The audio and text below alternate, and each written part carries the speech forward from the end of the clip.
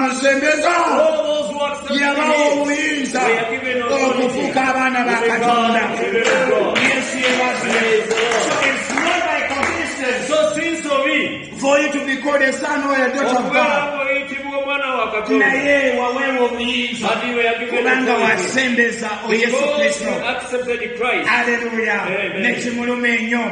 1 John chapter 3 verse 1 to 3. Yokaana ekisooka essula eyokusatu n'olusooka. Hallelujah. Amen. Yabawa obuyinza They were given authority okufuuka abaana ba to Katonda. become children of God. Soma woba otuusewo.